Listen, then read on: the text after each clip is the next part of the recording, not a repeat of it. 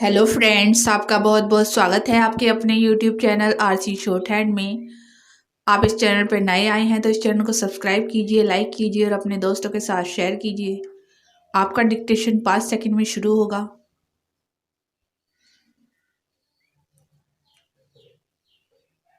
Ready, start. महोदय, मैं दिल्ली के संबंध में भी कुछ कहना चाहता हूँ। अब दिल्ली चूंकि केंद्र शासित क्षेत्र है और दिल्ली को केंद्र शासित क्षेत्र माना गया है, तो स्वभावतः दिल्ली वालों को यह आशा थी कि केंद्र से शासित होने से यहाँ पर उन्नति होगी और यहाँ के लोगों को कुछ सुविधा मिलेगी, संतोष प्राप्त होगा। किंतु मैं यह देख रहा हूँ और लोगों में भी यह भावना बढ़ती जा रही है कि जब से यह केंद्र शासित क्षेत्र हुआ है तब से शासन में निरंकुशता आने लगी है और लोगों की ओर ध्यान कम दिया जाने लगा है। इसलिए मैं यह कहना चाहता हूँ कि दिल्ली प्रशासन के पुनर्गठन के ऊपर पुनः जोर दिया जाना चाहिए और हो सके तो उसके लिए एक समिति बैठा दी जाए और उसके लिए सोचा जाए कि दिल्ली का प्रशासन किस तरह का होना चाहिए। मैं चाहता हूँ दिल्ली के प्रशासन के संबंध में आप विचार करें। भ्रष्टाचार के संबंध में यहाँ बहुत कुछ कहा गया है, मैं पुनः उसको दोहराना नहीं चाहता, किंतु इतना अवश्य कहना चाहता हूँ कि आज देश में जनता का जो नैतिक स्तर है वह दिन प्रतिदिन गिरता जा रहा है। सरकार को यह सोचना चाहिए कि उनका वह नैतिक स्तर किस प्रकार उठाया जाए और किस तरह से लोगों की भावनाएं बदली जाएं, किस तरह से लोगों में अनुशासन रह सके। इसके लिए यह सोचना अत्यंत आवश्यक है। हम जब भ्रष्टाचार की बात कहते हैं तब यह तो सभी मानते हैं कि भ्रष्टाचार है और इसमें कोई दो राय नहीं है कि भ्रष्टाचार मौजूद है। छोटे से अधिकारी से लेकर बड़े अधिकारी तक यह फैला हुआ है।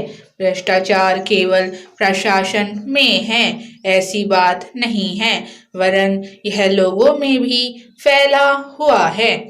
जब करों की अदायगी का प्रश्न आता है तब लोग दो दो खाते बना लेते हैं और आयकर की चोरी करने का प्रयत्न करते हैं और कर से बचने के लिए भ्रष्टाचार करते हैं।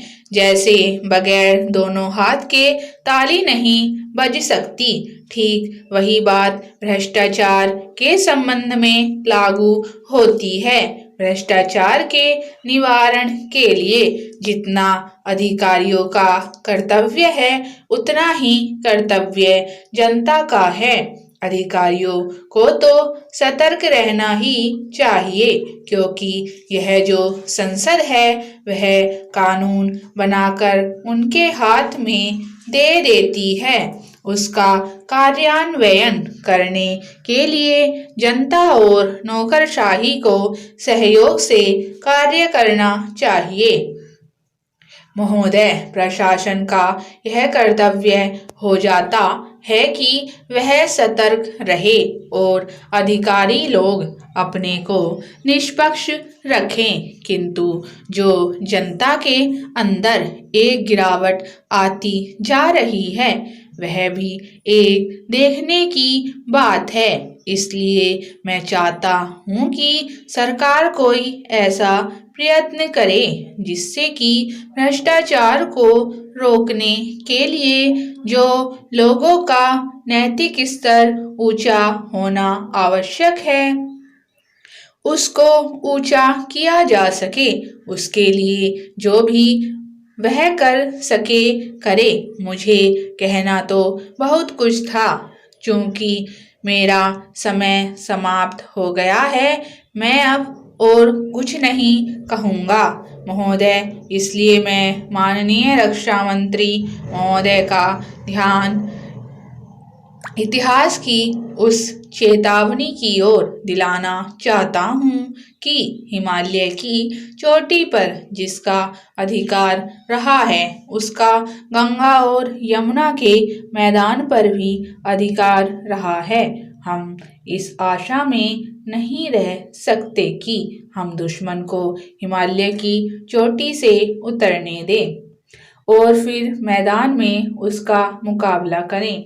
मुझे याद है कि कुछ वर्ष पहले प्रधानमंत्री जी ने बड़ी दृढ़ता के साथ यह कहा था कि हम हिमालय को दहेज के रूप में नहीं दे देना चाहते और यह नहीं कहना चाहते कि साहब आप टहलते हुए यहाँ आ जाइए। हम नहीं चाहते कि वहाँ पर कोई मुकाबला ही न हो।